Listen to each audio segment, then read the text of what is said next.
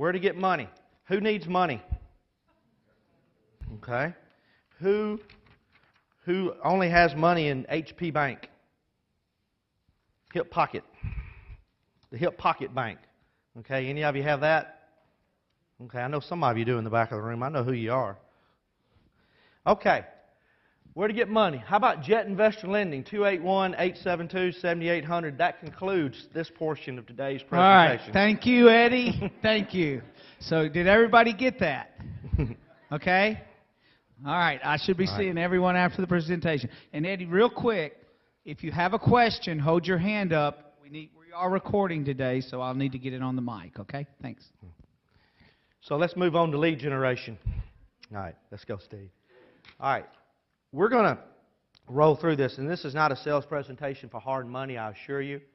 The high-impact items on this, and you'll hear me say that a lot throughout the day, a high-impact item. When I say that, what I mean by that is it is a difference maker. It's probably something you may not already know. I would say most investors don't know what I'm about to talk about when I say a high-impact item. We're at number 5 and number 6 and number 7 when we talk about getting money from banks.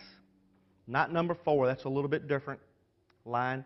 Number 5, number 6, and number 7, long-term money for banks to hold rental properties. Number 6, I'm really talking about bank credit lines to buy fixer-upper property. And the last one, cash private. How many of you in the room, let's see a show of hands, that have raised private money to buy properties? Okay. How many in the room have never done that?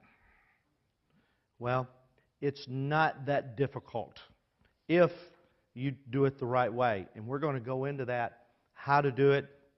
We've raised, and Johnny, you can throw a baseball at me or something if I'm telling a lie here by accident. But I'm going to say we've raised, what, $6 million? It's getting closer to 7 now. $7 million. Most of ours is word of mouth. But I can assure you, we don't just walk up to people and say, give me $100,000. You know, that won't work.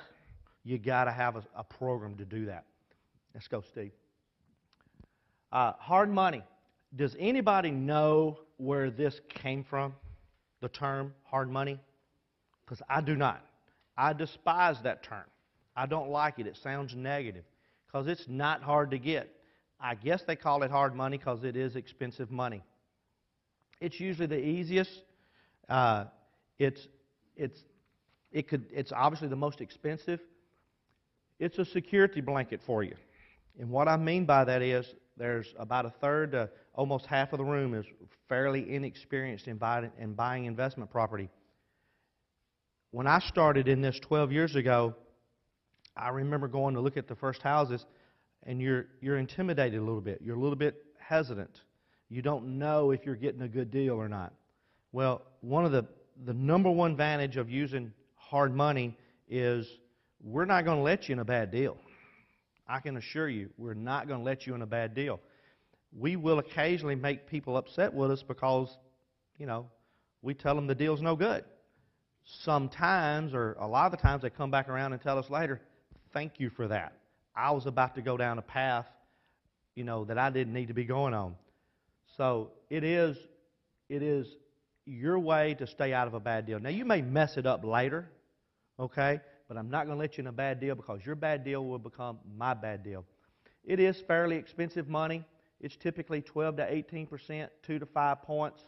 We typically do 6 months with extensions. We can close very quick. You get into these deals with no money out of pocket if you're buying them at the right price. You know, I used hard money for 2 years in this business. So I'm not telling you to use something that I didn't use myself. After that, you need to be putting yourself in a position, like we're talking a little bit later here, on getting money from banks and getting your cash lined up.